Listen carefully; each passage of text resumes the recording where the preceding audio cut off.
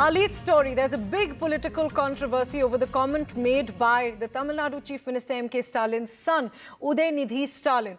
Now, he had called for the eradication of the Sanatan Dharm, saying that the Sanatan Dharm is responsible for many social evils in the society. Now, Home Minister Amit Shah has attacked the India coalition over this comment made by the DMK leader and the Tamil Nadu Minister Udhayanidhi Stalin. Amit Shah has said that this just shows that the India bloc hates Hinduism, and he has attacked Udhayanidhi Stalin, calling his statement an attack on India's heritage. Now, meanwhile, Udhayanidhi Stalin had made this comment, and he had compared the Sanatan Dharm to dengue and malaria, and he had also said that, like these diseases, the Sanatan Dharm is also responsible for spreading several evils in the society.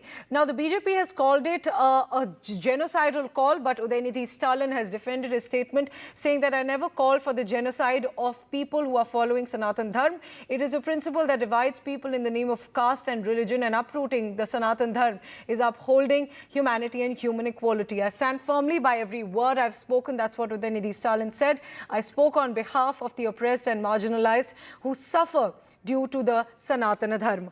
Let's listen into what the Home Minister said, along with the statements coming in from several other political leaders. इन्होंने vote bank की लालच में अल्पसंख्यकों का पहला अधिकार सिद्ध कर दिया था। आज ये यूपीए कहती है, कांग्रेस पार्टी के अध्यक्ष कहते हैं, मोदी जी जीतेंगे तो सनातन का राज आएगा। अरे सनातन का राज लोगों के दिल में है, उसको कोई हटा नहीं सकता। और मोदी जी ने कहा है, यह देश भारत के संविधान के आधार पर चलेगा, भारत के संविधान के आधार पर चलेगा। நாம் ஒழிக்கத்தான் வேண்டும், எதிர்க்க முடியாது. கொசு, டெங்கு காய்ச்சல், மலேரியா, கொரோனா இதையெல்லாம் நம்ம எதிர்க்க கூடாது, ஒழித்து கட்ட வேண்டும். அப்படிதான் இந்த சனாதனம். சனாதனம் என்பதை எதிர்ப்பதை விட ஒழிப்பதே நாம் செய்ய வேண்டிய முதல் காரியமாகும். They want to eradicate. If you have to eradicate Sanatana Dharma, you got to finish off all temples. You got to kill off people's cultural practice. You got to finish off people's essential religious practice. This goes very deep into it. Now, the word eradication of Sanatana Dharma, for some people it might look, people who follow DMK or who are aligned with their ideology, it might look very simple to them. But if you look at the what we in Tamil we call the Utporul, if you look at the inner meaning of what they are trying to convey, it is the essential, the government's attitude has come out very openly. He is commenting on Sanatan Dharma, is commenting on Hinduism and Hindu faith without any worries of any response, because he believes that his money, his wealth, his dynasty position puts him in a situation where he can insult thousands and hundreds of crores of Indians and people from Tamil Nadu. The reality is this, that our country for 65 years before Narendra Modi ji became Prime Minister has been exploited by a few parasites and parasitic dynastic families. ये देश तमाम धर्मों की इज्जत के लिए जाना जाता है। हमारा संविधान इसीलिए सेकुलर है कि देश के अंदर भिन्न भिन्न धर्म रहते हैं, भिन्न भिन्न ज़बानें रहती हैं, ताकि देश को एक रखा जा सके। लेकिन पिछले 9 सालों में भारतीय जनता पार्टी ने धर्म को राजनीति में लाकर धर्म को पॉलिटिसाइज कर दिया है, और उसी का ये नतीजा है कि जिसकी मर्जी आती है वो किसी भी धर्म के मामले में कुछ भी बोल देता है। ये उसकी बड़ी मिसाल है। इसके लिए जिसने बोला है वो गलत बोला है, लेकिन उससे भी ज़्यादा जिम्मेदारी भारतीय जनता पार्टी के नेताओं की है, जिन्होंने धर्म को राजनीति में ले आए हैं और उसे पॉलिटिसाइज किया। So this huge political controversy attacking Udhayanidhi Stalin, but meanwhile, as I mentioned, he has tweeted saying that I never called for the genocide of people who are following the Sanatan Dharm, but I call for eradicating the Sanatan Dharm because it's a principle that divides people in the name of caste and religion. Now, moving on to the other big political story of the day, the BJP's Parivartan Yatra in poll-bound Rajasthan is underway, and Home Minister Amit Shah is there in Rajasthan, and he addressed a gathering there as well, where of course he slammed Udhayanidhi Stalin for that comment that he made on the Sanatan Dharm. This Parivartan Yatra was flagged off by the BJP National President JP Nadu and former Chief Minister Vasundhara Raje yesterday, and today the second Parivartan Yatra was launched by Home Minister Amit Shah in Rajasthan, where he's also currently speaking. आप लोग एक बार विराजे अपने अपने स्थान पर.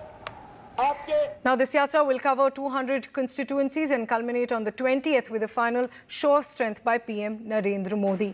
Now, the Prime Minister, ahead of the elections in 5 states and ahead of the 2024 Lok Sabha elections and just a few days before India hosts the big G20 summit, has given an exclusive interview to news agency PTI, in which the Prime Minister has laid out the roadmap for the future of the world and of India. Now, in that interview, the Prime Minister has also called for a human-centric worldview, and he has said that India is serving as a catalyst, taking the world away from the GDP-centric view to a human-centric view. The Prime Minister also dismissed objections to Kashmir and Andhra Pradesh G20 meetings that were held, and he called for dialogue to resolve the Ukraine conflict, among other important statements made. Listen in to my colleague Maria Shakil as she explains the highlights from this interview.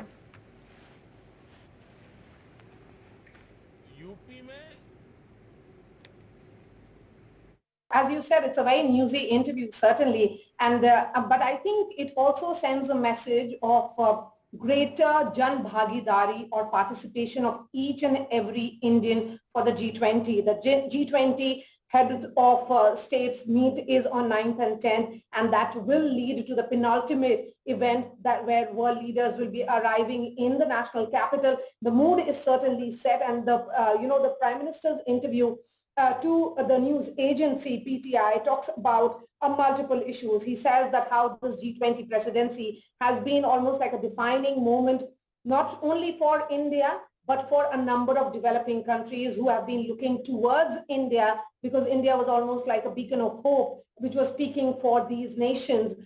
It has talked about how events of G20 was held all across the country. The Prime Minister has in fact dismissed, the statements that had come from China in particular, that why were these events being organized in Kashmir and also in Arunachal Pradesh. And if you look at it, I would say that he has also said, which is very interesting, that a number of these outcomes of the G20 summit of India's G20 presidency has been very, very close to his heart.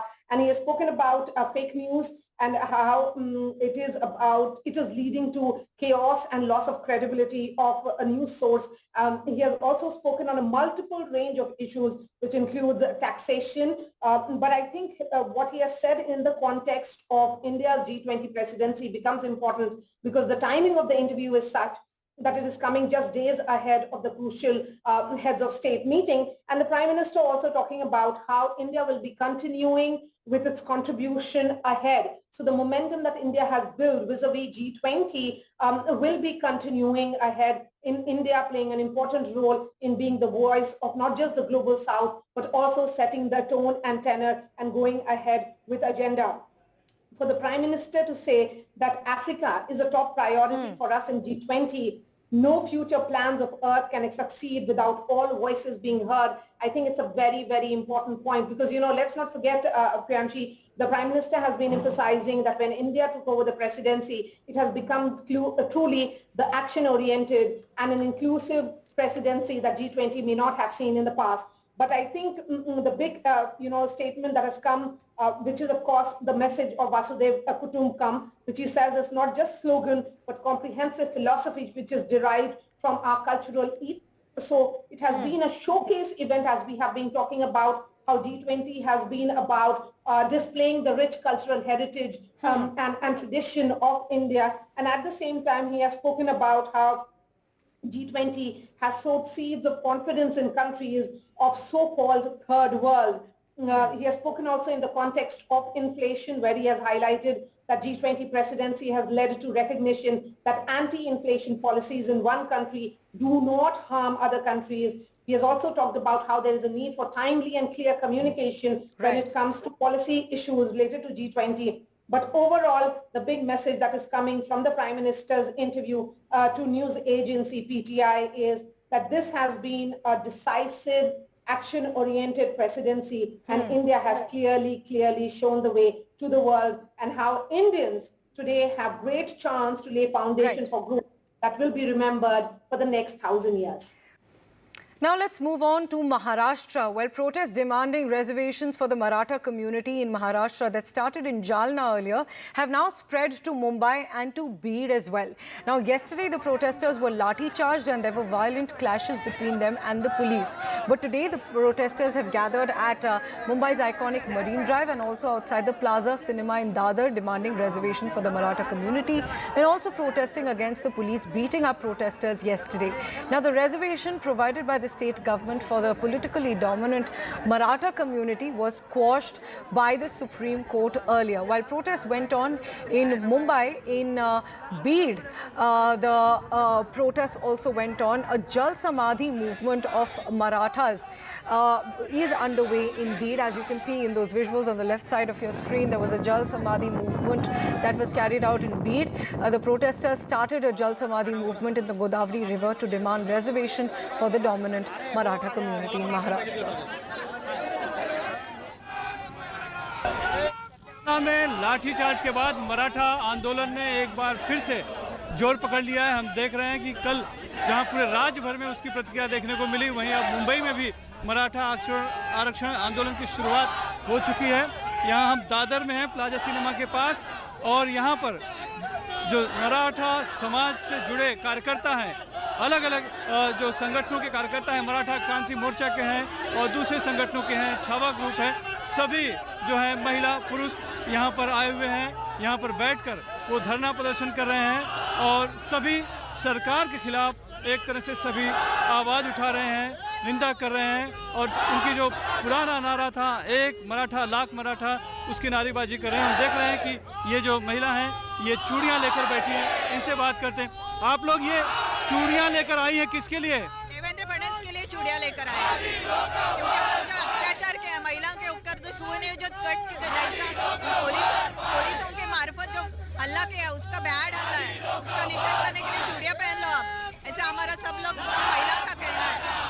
जो हमारे मोर्चे पे हल्ला किया है, जो सरकार है, जो पुलिस वाले हमारे महिला का खून बहाया है, उनके लिए बंद है, वो बांधनी बंद है, बांधना चाहिए।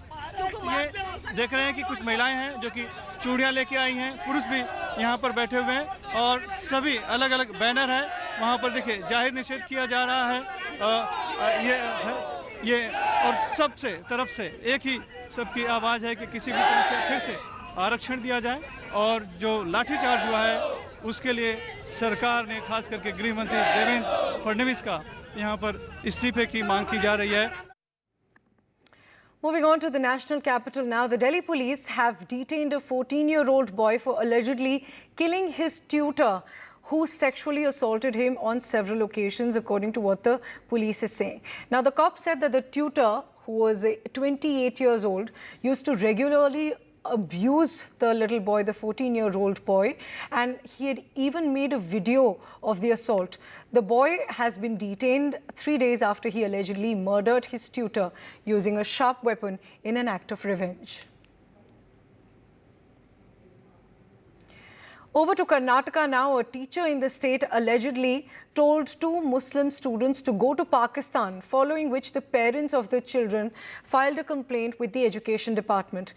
2 class 5 children were arguing while the class was on, which made the teacher upset, according to what officials are saying, and after which she made this communal remark. The Kannada language teacher then intervened went and allegedly told the students, asked the students to go to Pakistan, and she said that this is a country of Hindus. This comes as there have been several instances of teachers making communal remarks in classrooms. After there was also an incident of a teacher asking the Hindu students in a classroom to slap a Muslim boy, singling him out and asking all the students to continuously slap the students. So after that case, this is another shocker coming in from Karnataka.